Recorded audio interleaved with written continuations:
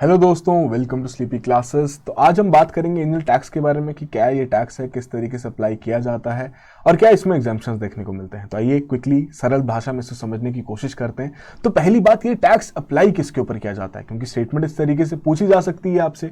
तो ये एप्लीकेबल है ऑन द अनलिस्टेड कंपनीज। अब अनलिस्टेड कंपनीज माने ऐसी कंपनीज जिन्होंने अभी तक अपने शेयर्स पब्लिक को ऑफर नहीं किए हैं, माने कि जैसे जिनका आईपीओ नहीं आया है। शार्क टैंक देखते हैं ना, तो शार्क टैंक में आपकी ऐसी कंपनीज आती हैं, इन्वेस्टर सामने बैठे होते हैं, उनसे पैसा रेस करने की कोशिश करते हैं, अपने पिचेस वहां पर रखते हैं, जिसे हम सभी लोग बहुत एंजॉय भी करते हैं। तो भैया जब वो इस प्रकार से पैसा रेस करते हैं और यदि उनके द्वारा उनकी फेयर मार्केट वैल्यू से ज्यादा पैसा रेज किया जाए उन कंपनीज द्वारा, तो उस समय पर उन पर एंजल टैक्स यहां पर लगाया जाता है। अब ये इंट्रोड्यूस किया गया था 2012 में।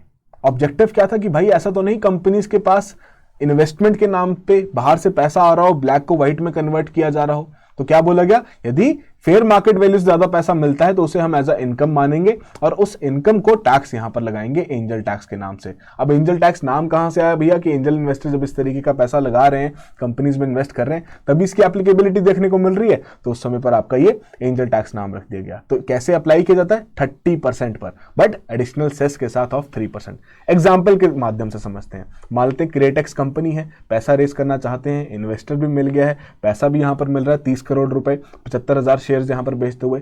बट जब असेसमेंट किया गया, ऑब्जर्वेशन किया गया, तो यह पाया गया कि जो 75,000 शेयर्स यहां पर बेचे गए उस कंपनी के द्वारा, उसकी फेयर मार्केट वैल्यू 7.5 करोड़ की बनती है। तो क्या देखा गया कि एडिशनल जो पैसा यहां पर मिला है क्रिएटेक्स को, वो है 22.5 करोड़। तो वो जो 22.5 करोड़ है उसके ऊपर ये इफेक्टिव टैक्स रेट ऑफ 30.9% का यहां पर लगाया जाएगा, माने कि 30% का टैक्स और एडिशनल सेस यहां पर 3% का, राइट। जिसके चलते क्रिएटेक्स को भी यहां पर टैक्स पे करना पड़ेगा 6.9 करोड़ का।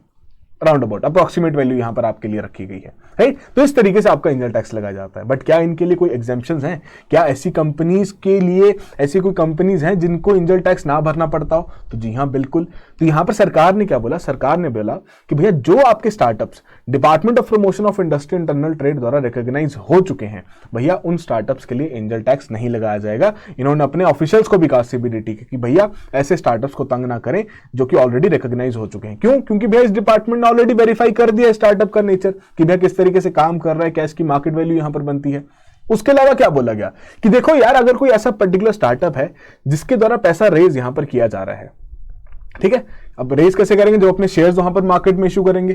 तो आफ्टर इशूइंग दो शेयर्स, जब पैसा रेज हो रहा है, जो पेड अप कैपिटल यहां पर आ रहा है, शेयर कैपिटल जो यहां पर आ रहा है, प्लस शेयर प्रीमियम, मतलब जैसे जो एडिशनल पैसा यहां पर जो मिल रहा है, जैसे हमने एंजल टैक्स के केस में देखा, यदि वो 25 करोड़ या इससे ज्यादा का हो जाए तो भैया एंजल टैक्स आपके ऊपर लग सकता है। बट अगर 25 करोड़ से कम है तो एंजल टैक्स नहीं लगेगा। या बहुत ही सरल शब्दों में कहें कि यदि कोई पर्टिकुलर कंपनी इन्वेस्टमेंट रेस करती है और 25 करोड़ से ज्यादा की इन्वेस्टमेंट रेस हो जाती है, तो भैया एंजल टैक्स उसके ऊपर लग सकता है। बट अगर 25 करोड़ से कम का पैसा उसके द्वारा रेस किया जा रहा है तो भैया कोई दिक्कत वाली बात नहीं है, उसके ऊपर टैक्स यहां पर नहीं लगेगा।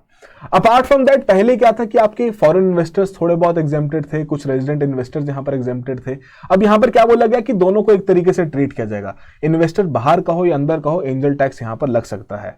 बट फिर वही 2023 में एक और इंपॉर्टेंट पॉइंट रखा गया कि यदि आपका इन्वेस्टर इस पर्टिकुलर कैटेगरी से बिलोंग करता है, कौन सी वो कैटेगरी, पहली बात इन 21 देशों में से एक होना चाहिए, ठीक है, इस पर्टिकुलर देश, इन पर्टिकुलर देशों में से किसी एक देश का होना चाहिए। और उसके अलावा पहली बात सेबी रजिस्टर्ड है as a category 1 FPI, foreign portfolio investor, endowment fund है, पेंशन फंड है, ब्रॉड बेस्ड आपके पूल इन्वेस्टमेंट व्हीकल्स हैं। तो इस प्रकार के अगर कोई भी इन्वेस्टर है जो कि किसी कंपनी में, इंडिया की अनलिस्टेड कंपनी में पैसा लगा रहे हैं, तो उन पर भी आपका एंजल टैक्स आपका अप्लाई नहीं किया जाएगा। अब इसमें ध्यान देने वाली बात क्या है कि कुछ इंपॉर्टेंट कंट्रीज हैं जहां से हमारे देश में सबसे ज्यादा पैसा आता है, सबसे ज्यादा एफडीआई आता है, उनका नाम इस लिस्ट में नहीं है। तो कौन से हैं वो देश, उनके नाम जरा कमेंट बॉक्स में जरूर मेंशन करो। और स्टार्टअप के बारे में बात कर ही रहे हैं तो कैसे स्टार्टअप की क्या डेफिनेशन है, क्या क्राइटेरिया है, उसे भी जरूर आप कमेंट बॉक्स में मेंशन कीजिए, राइट।